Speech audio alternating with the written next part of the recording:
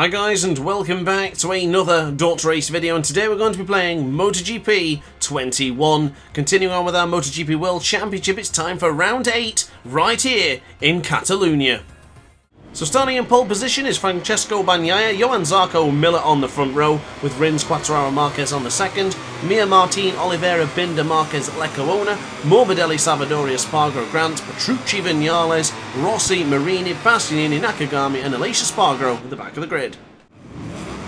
So starting here from way back, we're looking at the red lights and away we go. It's a decent start with power setting 3 enabled. We need to short shift and try and get into some slipstream, but we have gone backwards somewhat as Valentino Rossi there onto the left hand side of your screen. We're going to go hard at the brakes as we, Rossi just cutting our nose off a little bit. We are still in 17th position as Rossi's made a great start. We're going to be trying to do similar to what the Doctor has been doing there. The Doctor getting trailed by Dr. Ace as we go onto the right hand side for turn 3, getting really bunched up here now going into the second and third corners. We'll be trying to get through on the other Aprilia man, Lorenzo Savadori there onto the right hand side. Hard on the brakes we will go with Paul Espargaro behind us and Danilo Petrucci just trying to get on through as well. Things are going to get bunched up once again for turn 4 and for the very difficult and tight turn 5. Going up on the inside of Savadori perhaps, not quite, as Marquez still holding ground in the 14th position, but he has been beaten as both Rossi and Grant having a wonderful start in this Grand Prix. Hard on the brakes we go for TV3 for turn 7 and we flick it to the right hand side. Rossi has claimed another run.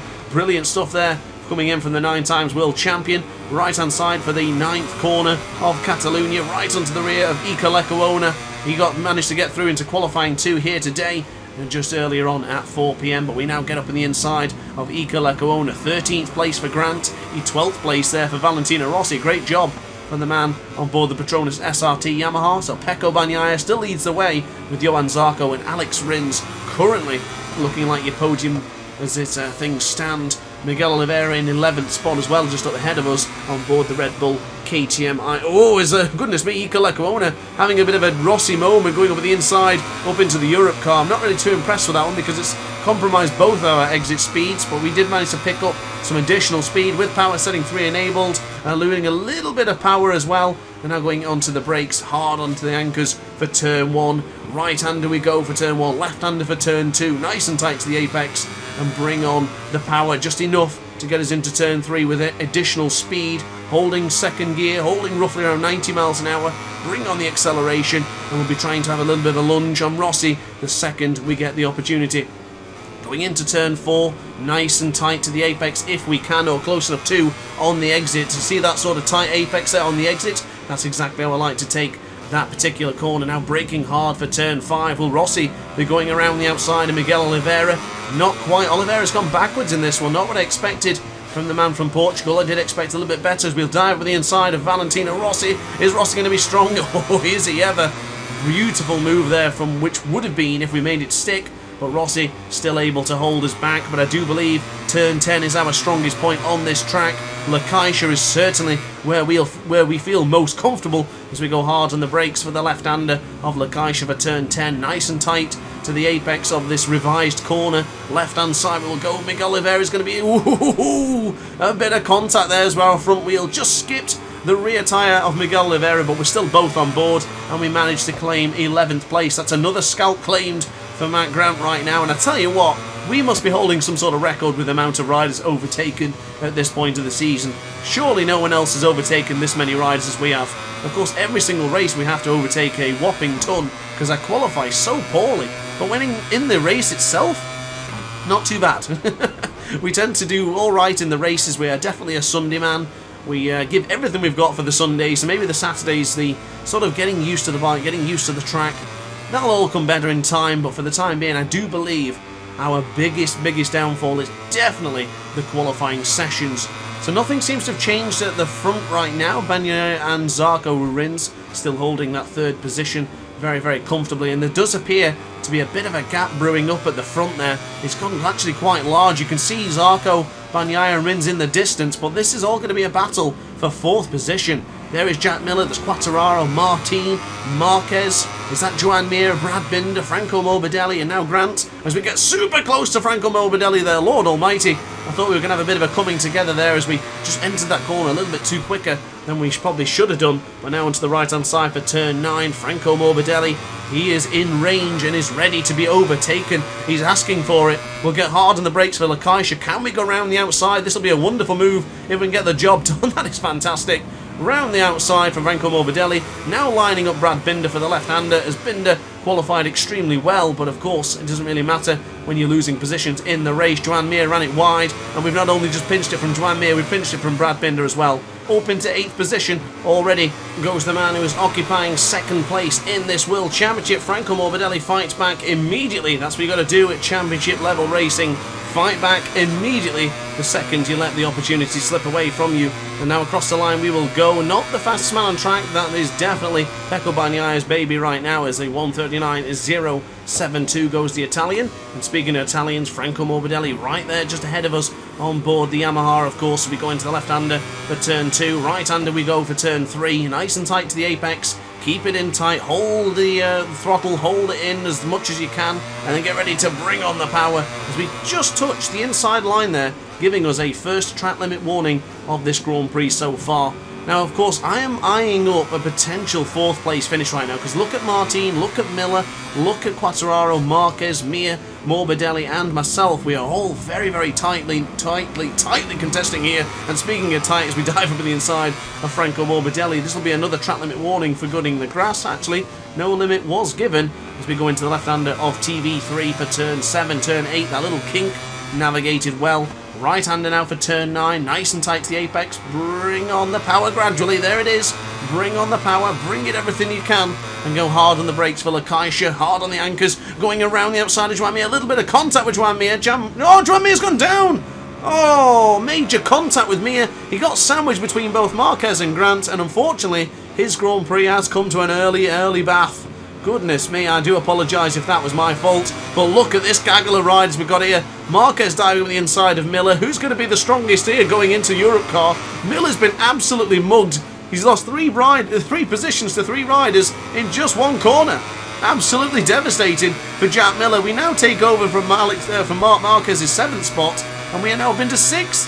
Wonderful stuff there. Can we attack Fabio Quartararo and begin to chase down the Pramac Ducati rider of Jorge Martin?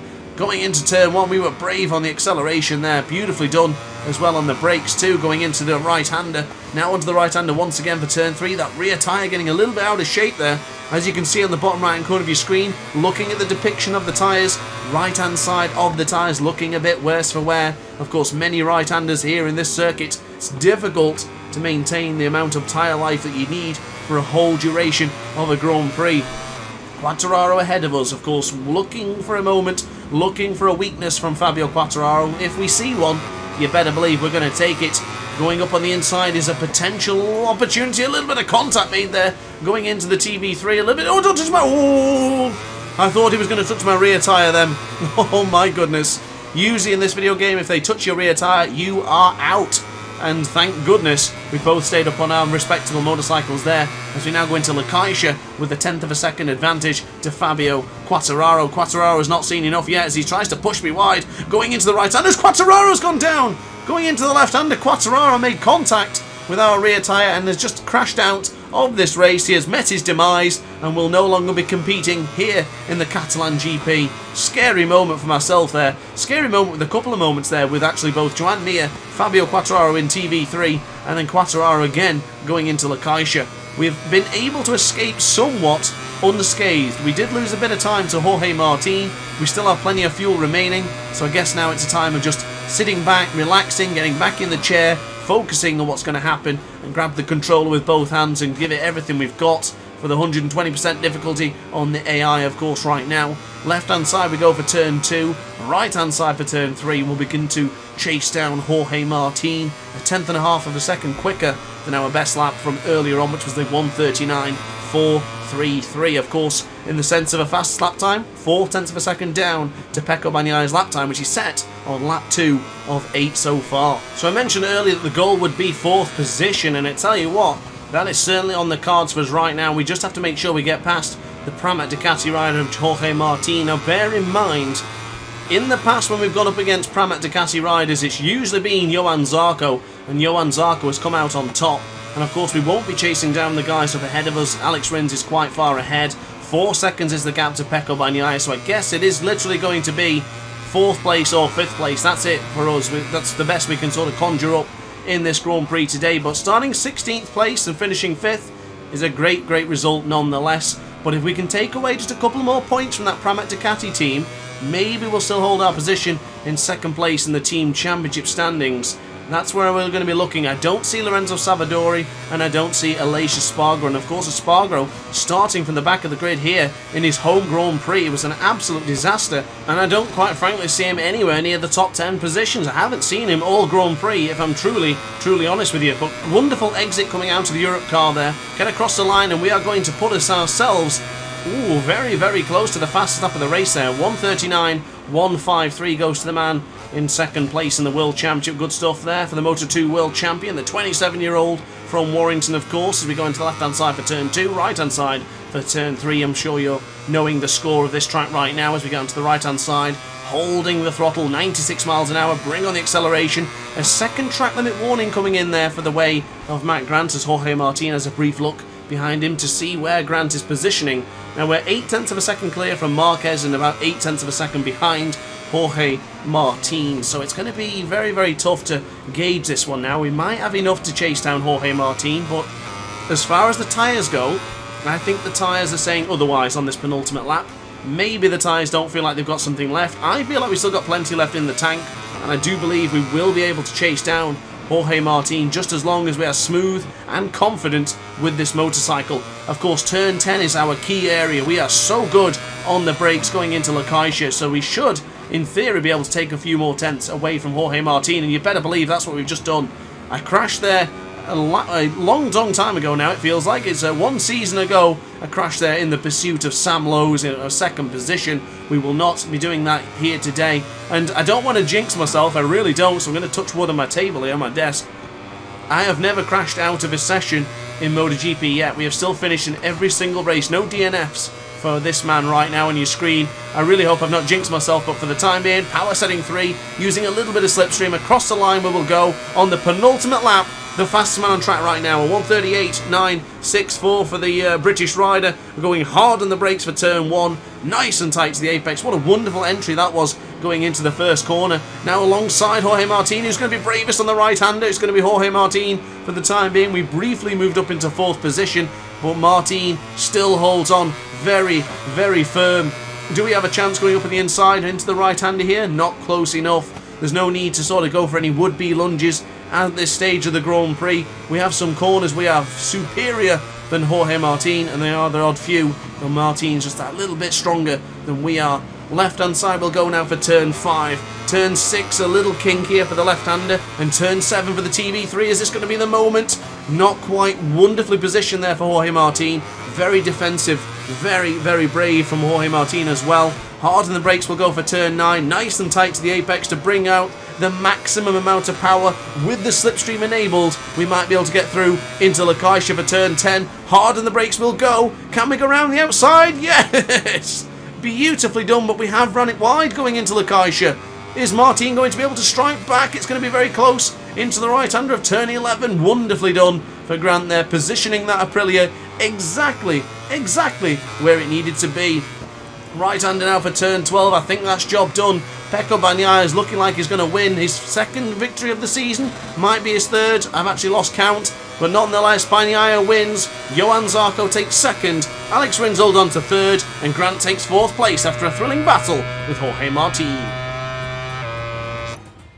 So the end of the Catalan Grand Prix, Bagnaia wins with Zarco in 2nd, Rins in 3rd, Grant in 4th with Martin in 5th, and Marquez, Morbidelli, Binder and Oliveira finish up your top 9. So look at the championship standings, and Johan Zarco has increased his championship lead once again. We still hang on to 2nd place, but we are now trailing by 44 championship points. Pecco Bagnaia moves up to 3rd place, now trails just by 50 points. A look at the team championship, and of course Pramac Racing Ducati still up there in top position, but now only lead by 20 points ahead of Ducati Lenovo team and 35 ahead Aprilia Racing Team Grassini. And a final look at the Constructors' Championship, and of course Ducati lead the way with both of their teams up into the top 2 positions, absolutely dominating the championship so far. But we have still got plenty of races left to go, and Aprilia are still looking like a bit of a dark horse, let's be honest. But guys, that's going to be it from me. I really hope you enjoyed this video. Like, comment and subscribe if you did. It means a lot to the channel if you do actually hit that like and subscribe button. But for the time being guys, hit the notification bell to be alerted to every single Dot Race upload. And I will see you for the next Grand Prix or whatever video it is that I tend to do. Thanks for watching guys, and I'll see you later on. Ciao for now. Oh hi, didn't quite see you there. Good to see you're still here. If this video didn't quite sate your appetite, then why not watch some more Dot Race content by clicking the video shown on screen now. Furthermore, if you would like to follow me on social media, you can do so now with the links down in the description. Consider subscribing so you don't miss a single Dot Race video.